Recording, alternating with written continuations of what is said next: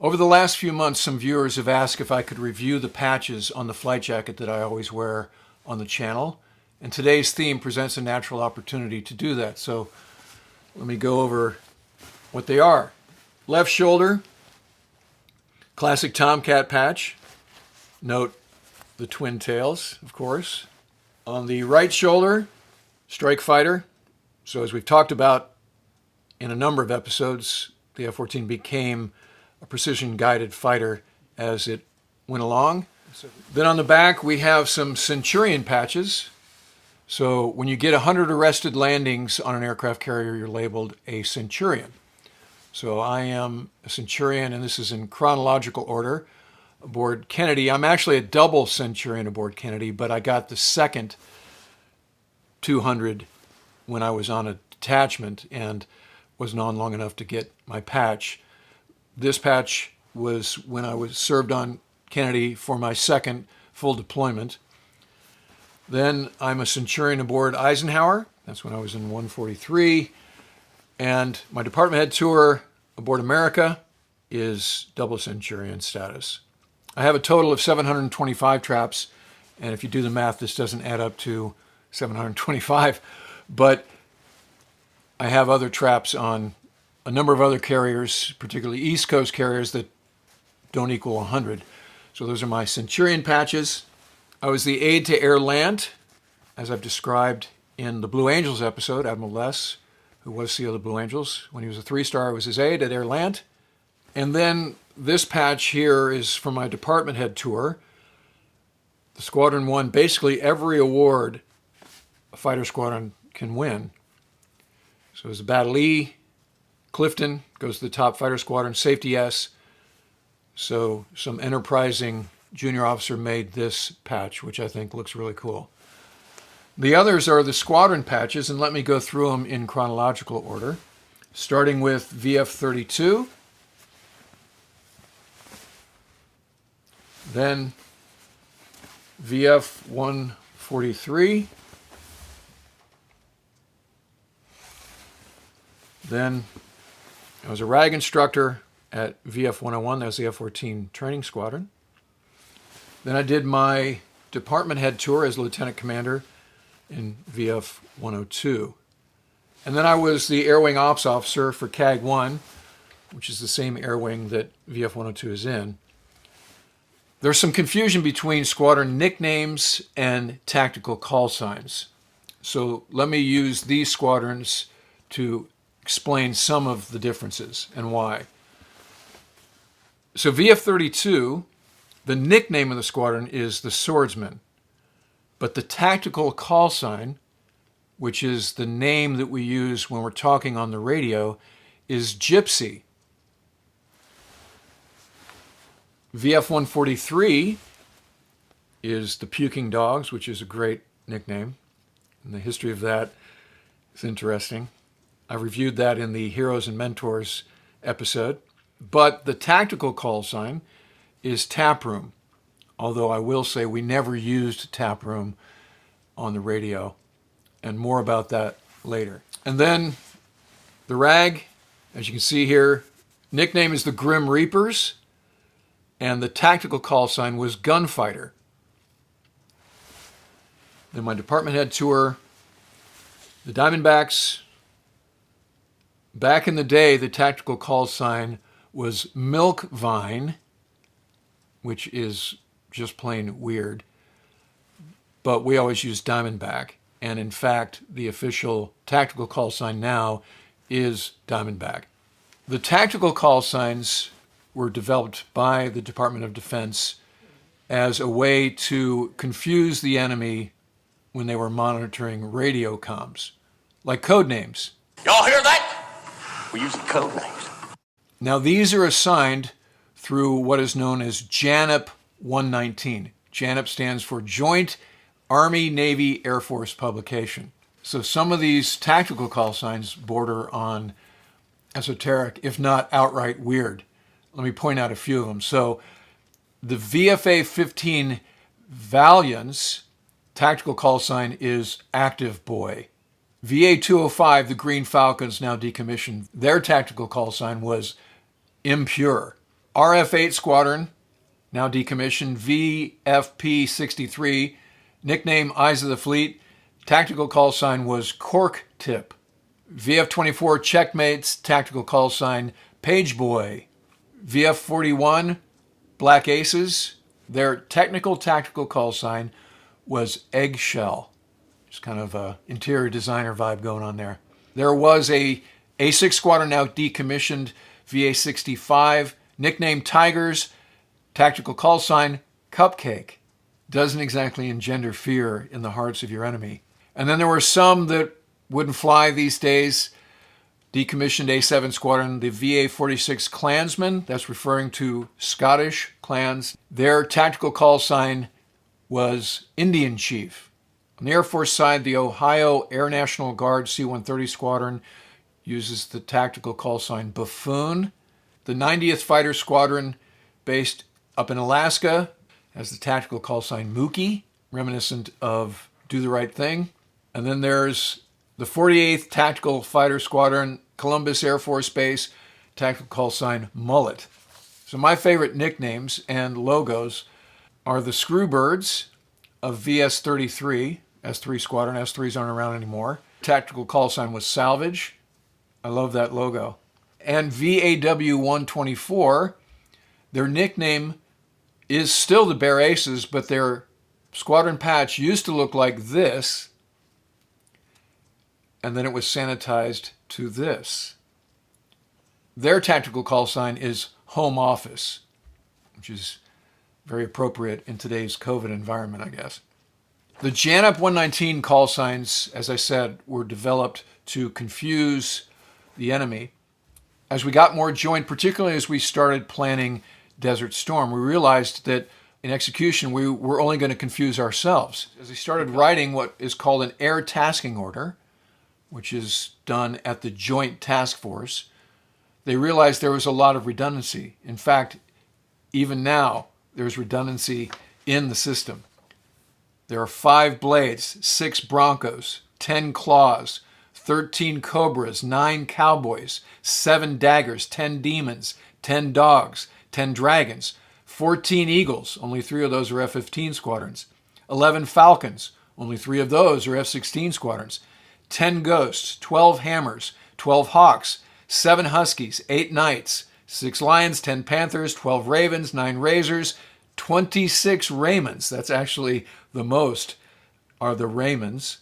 5 Ringos, 10 Rogues, 12 Sabres, 10 Sharks, 7 Shooters, 7 Slams, 11 Snakes, 8 Snipers, 8 Spads, 5 Tacos, 7 Talons, 16 Tigers, 7 Venoms, 6 Vikings, 20 Vipers, 8 Voodoos, 9 Wolves, and 4 Zappers.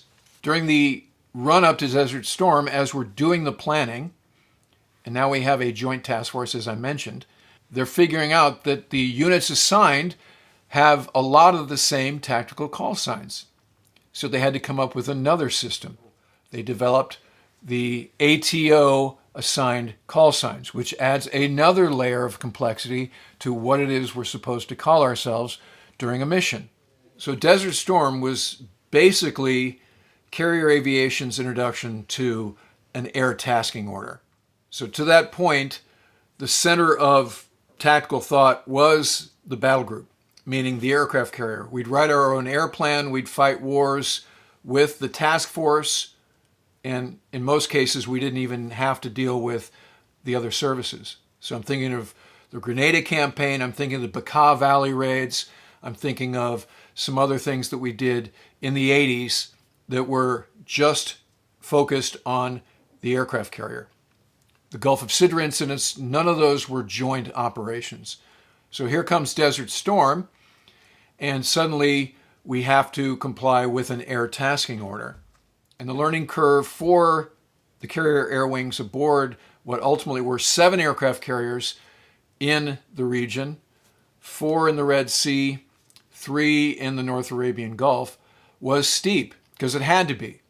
We didn't have the software or hardware to get the ATO sent to our carriers, so we had to send S3s into Manama, Bahrain to pick it up and get hard copy. And the other thing about it was the Joint Task Force needed representatives from every squadron and every air wing to help write this air tasking order.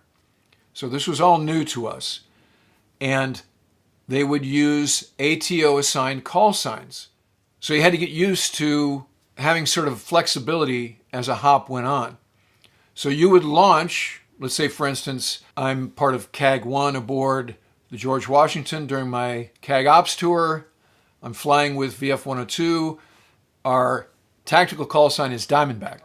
But we are complying with an air tasking order. In this case, it was Operation Southern Watch.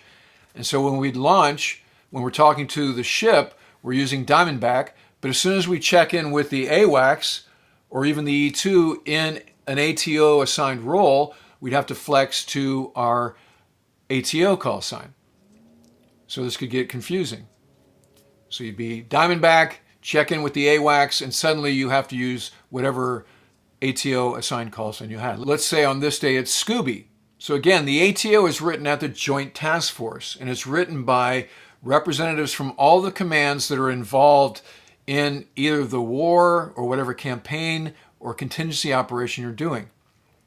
So we would send a representative from each squadron into wherever the Joint Task Force was. In the case of Operation Southern Watch or Desert Storm, it was Riyadh. In the case of what we were doing over Bosnia, it was Vincenza.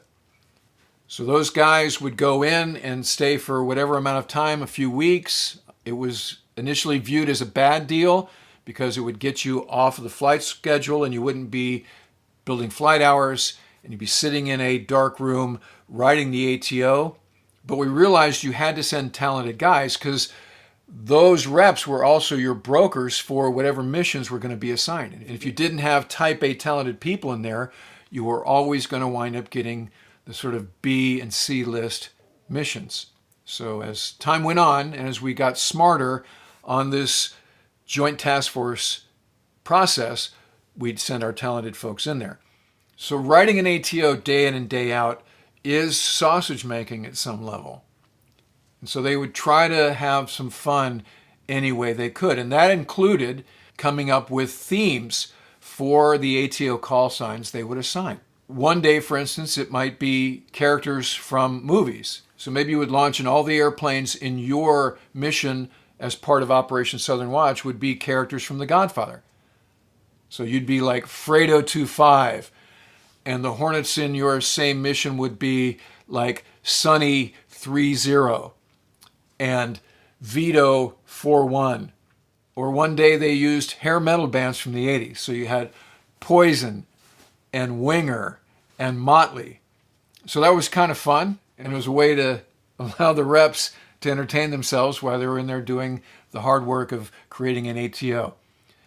But again, this generated some confusion because you'd use your tactical call sign, then your ATO call sign within a flight. You'd be using the call sign of whoever your flight lead was while you're talking among yourselves. So let's say my flight lead is Rigger. So it'd be like, Rigger flight, let's go left to 180. And then you'd be talking like Fredo 25. And then you'd come back and you'd be Diamondback 102. So you really had to know and pay attention to where you were at any given time of flight. Now, another category of call sign assignment is when you file a flight plan. Let's say you're going to fly an airplane from Naval Air Station Oceana to Naval Air Station Pensacola for a cross country, just to build some flight time or whatever other reason you might go somewhere. So in this case, you don't use your JANAP 119 call sign because that is not what they're for. You would file a flight plan call sign, which is generally the two letters on your tail. So in the case of the Diamondbacks, that was Alpha Bravo. And when I was in the Puking Dogs, it was Alpha Golf. And then your side number. Say I'm flying from Oceana to Fallon. Maybe we'll stop at Tinker Air Force Base on the way. I would file as Alpha Bravo 102, for instance. I would not file as Diamondback 102. Now, I had one skipper when I was in the Puking Dogs who wanted to file a flight plan to go to Miramar as Dog 1. And generally the junior guy in the airplane would file the flight plan. So I'm flying with the skipper. He's like, I want to be Dog 1. Okay, I'll try. So went over to base ops, filled out the flight plan, put in the aircraft call sign dog 1, handed in for the guy to file. He goes away for a little bit, he comes back, he's like, the system will not take dog 1 for 2 reasons. First, dog isn't your JANAP 119 call sign, A, plus you really shouldn't use JANAP 119 call signs when filing a flight plan. And 2, there's only one guy who gets to use the 1 thing, and that is the President of the United States. So he's got Air Force 1, Marine 1, etc. So we had to file in that case as Alpha Golf 1XX. So there you go. The skipper wasn't happy about it, but that's how it goes. To review, squadron nicknames, JANAP 119 tactical call signs, generally different. Sometimes they're the same. Diamondback's nickname is also their tactical call sign, but generally they're different to confuse the enemy if they happen to be monitoring UHF communications. ATO assigned call signs if you're doing a joint campaign or a war with a joint task force. You'll have a different call sign during the mission than your JANAP 119 call sign because of the redundancy in that system they discovered at the outset of Desert Storm. And then if you're filing a flight plan, you'll generally use the tail letters of your squadron and the 3 numbers on whatever airplane you happen to be flying. And then the last thing you might hear between a flight to identify the section or division is the call sign of the flight lead, which you normally think of when you think of a call sign, like on Mooch. All right, hopefully that clears up some of the confusion that's inherent to the system. That'll do it for this episode. If you're a first-time viewer, please ring the bell and become a subscriber. Give me the likes and comment. Check the links below for official channel merch and where to get the Punks Trilogy, my first 3 novels about a Tomcat pilot that have been reissued by the Naval Institute Press. Use the discount code PUNKYT when you order for 10% off. And if you'd like to help support the channel, please consider using the Super Thanks function, the heart icon with the $ in it below, or become a patron at patreon.com/WardCarroll. And I look forward to talking to you again soon.